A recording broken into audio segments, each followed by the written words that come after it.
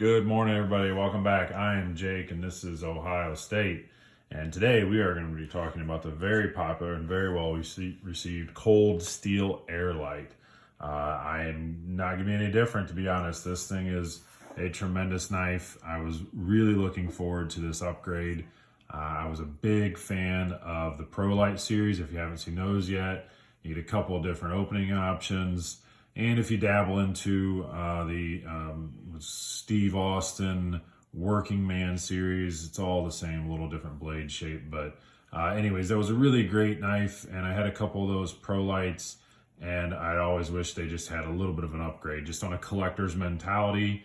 I really didn't have a problem with them, but I always thought, man, it'd be neat to see an upgrade, and here it is. So we'll get some specs out of the way. They upgraded the steel, of course, from I think it was the 4116 that they had there before. So now you get an AUS 10A, which I find to be a very terrific steel, very comparable to VG10 and like the Indela series and Endura, that whole series, Delica, that whole line. So they upgraded that, gave you G10 off of an upgrade too. Again, I don't know, the FRN, GFN, G10, yeah, these, I think it's a little more rigid, certainly, so that's a great upgrade. 8 inches overall, 3.2 ounces, so nice and light, and that's achieved. There's no liners inside of here at all, just the handle, scales, and of course the mechanism. And you can get them, standard sale price is about $85. I was able to get this on sale for $71, I think. So I didn't really hesitate. I had been looking at the Spyderco Indela. I have a Delica. I've handled the Endura, and the Indela seems like the Goldilocks one for me. And it's all this, when you look it up, it is so remarkably similar to this. And I kind of just want to get it still, and just as a comparison, because I like this so much, I'm sure I'll like that one as well. And you obviously get the Spidey hole opening instead of a thumb stud. Maybe that might be a drawback, I don't know. This certainly has some very, very clean lines when it's all closed up and when it's open. And that thumb stud works quite well. You can hear that clank off of there, that good solid triad lock. You can see the pin inside of there. I did a video on this whole system. You can go back and check that out. But it's just a great solid lock, a little bit of an upgrade from your standard lockback system. So this guy, again, I was quite ecstatic to get it. I didn't want to wait. I went back and forth between the Indela and this.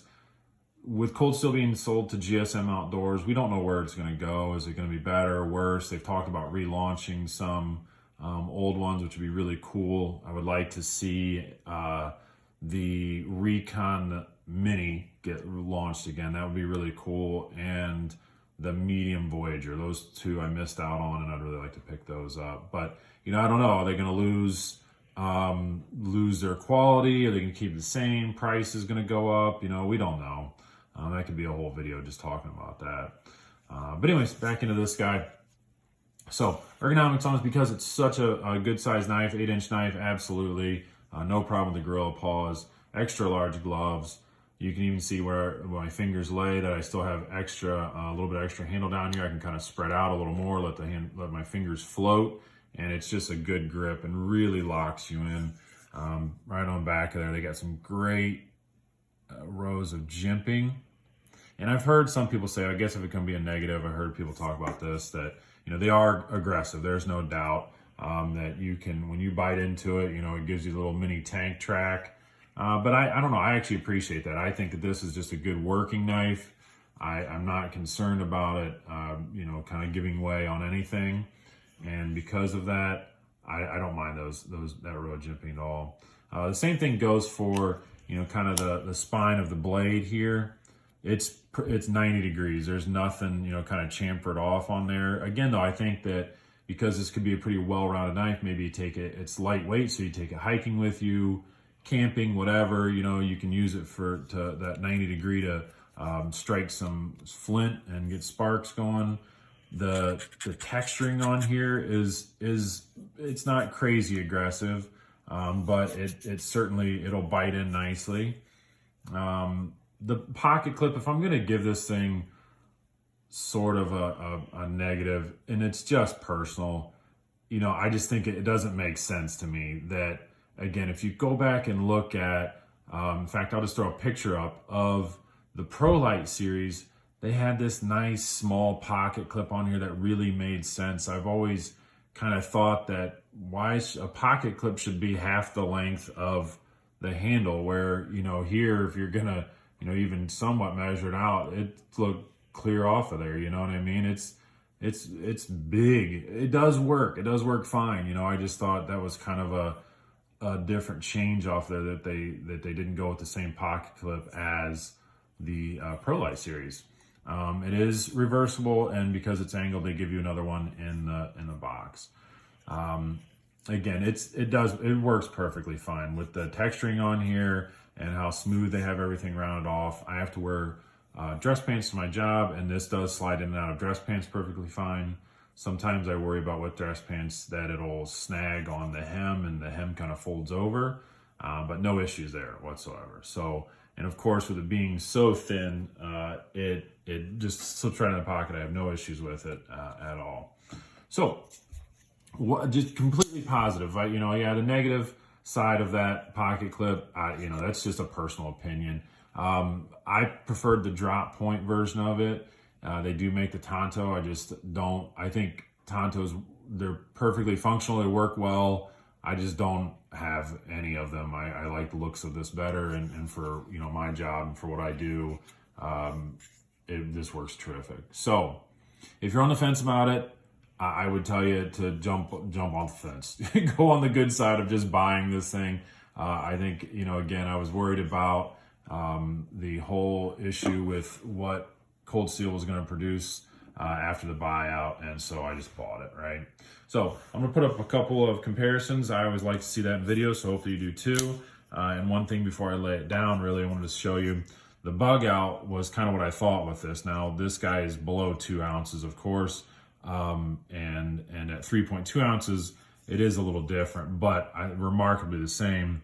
And what I did find interesting was how thin it is. You know, if you're lining that up, to the naked eye, it's the same. I'm sure you can get some calipers out and kind of change it, that opinion, but I think it looks terrific. So I am going to lay that one next to it.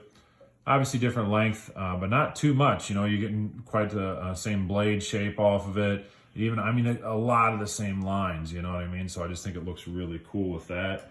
Another one that came to mind, and again, I talked about the Delica, the Indela. I'd like to get a hold of that guy and then have a good comparison between those, because I think they're built on kind of the same premise. You know, it's a strong lock back, a little upgrade here with the triad lock, but overall it's just a great knife, good EDC.